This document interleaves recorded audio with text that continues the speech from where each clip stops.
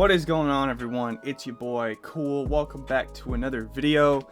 And yeah, before we jump into the video, just want to talk about a thing you may notice. Channel name has been changed, and this was sort of something I've been thinking about for a while, because the old name DJ Kuhl kind of didn't really have anything to do with what was going on the channel, because I'm not doing anything DJ related on this channel, you know what I'm saying? Like, I haven't done anything DJ related in like a year because COVID shut everything down, but I just thought changing the name to Kuhl would be shorter. It would be, you know, easier to find because most people call me Kuhl anyways. So yeah, we are Kuhl now, not DJ Kuhl. So yeah, I'm not some random guy that just snuck in your feed. It's really me. So yeah, that is that.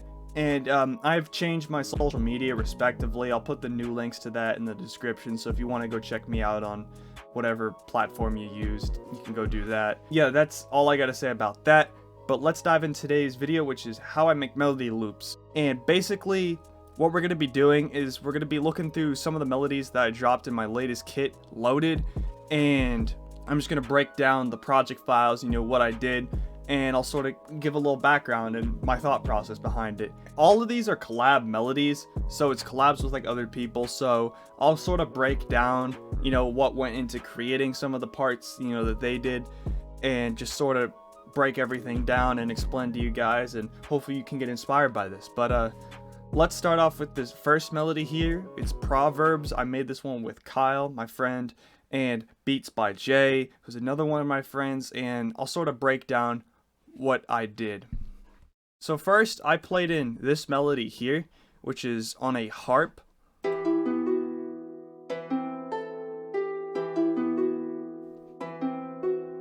Yeah, there's that. And then I had a keyboard sitting out here on my shoulder, right? And Beats by Jay was sitting behind me, and he just started playing on the piano, and he played in this crazy upper melody here, so we combined the two parts here, and we got this. So it's a lot more lively already just with that second part there. And then we got some guitar by my man Kyle here. You know, I chopped it up a little bit because it wasn't 100% on beat when he played it in, but it's still really, really good. He's a really talented guitarist. So we got this melody here first.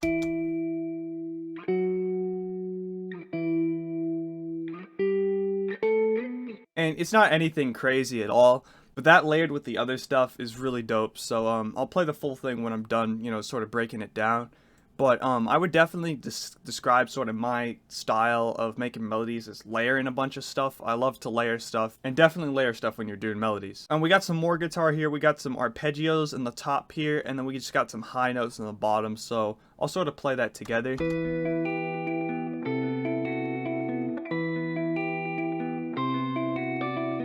And that comes in with a different version of melody. We take out that top part, and it makes more room for that, you know, more stuff to go on with that guitar. And then we half speed the melody here. Half speed is really dope if you want to make some switch ups in your melody. And we just go back to that original guitar melody. And so that half speed part sounds like this.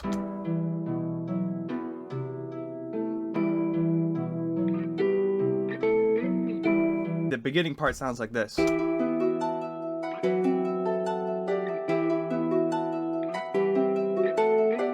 yeah, that is how I made this melody. So I'm going to break down two more melodies for you guys and sort of break down my thought process. Alright, so this next melody is called Roses. It's one of my friend Kyle, and I'm going to play a little preview before I get into breaking it down.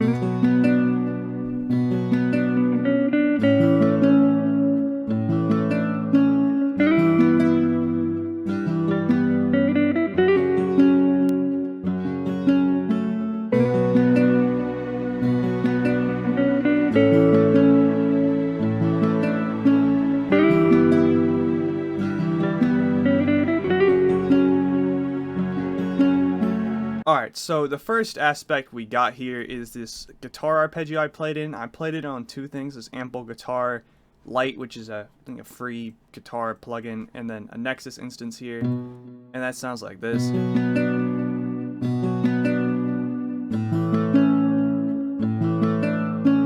And then Kyle came and he played this second melody on top of it, which is like a lead. So these are sort of like the chords here, the top, but we are arpeggiating them out. And then the second part is the lead here, so.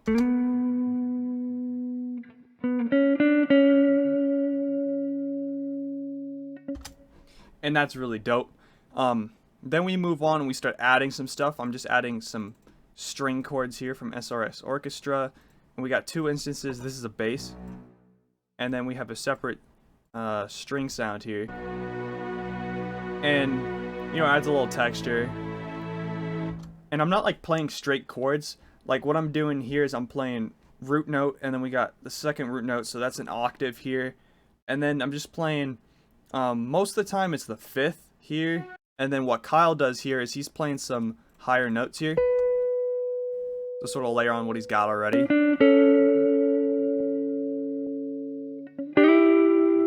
Isn't that beautiful, man? So definitely layering octaves is a tip that you can use to really get some dope sounding stuff.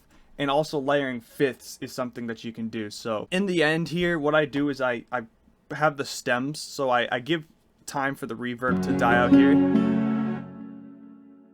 And then we start all the stems so producers can cut them up and put them wherever they want to.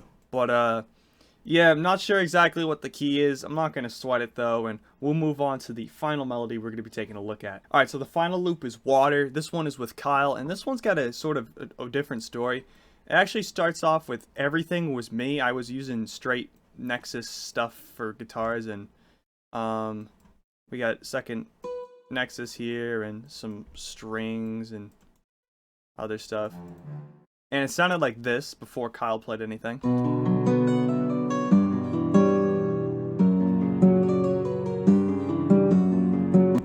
So basically, Kyle came over and I was like, dude, you want to replay this Nexus instance I got with your guitar? And he says, sure. And he added a little bit of his own flair. So we got this here. It's so beautiful, man. So beautiful.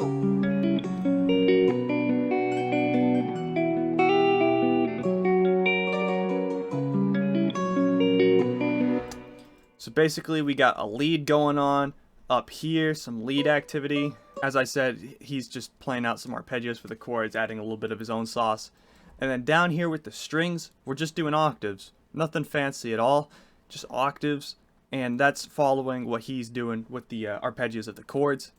And then, as we come over here, we add in some more strings. And these are going to be octaves with fifths most of the time. And, you know, layering strings is something that creates a really dope atmosphere. So don't feel afraid to layer the same melody but with different sounds. It's going to make it sound bigger, and it's going to make it sound more full and give it like a different sort of vibe. So don't be afraid to layer stuff. Layering is dope. And then as we reach the end of the melody, I just cut out stuff. So, you know, you don't always need to add stuff. You can take stuff away. And then we just lay out the beat at the end here. And yeah, when it comes to making loops, I try not to go super duper crazy on effects.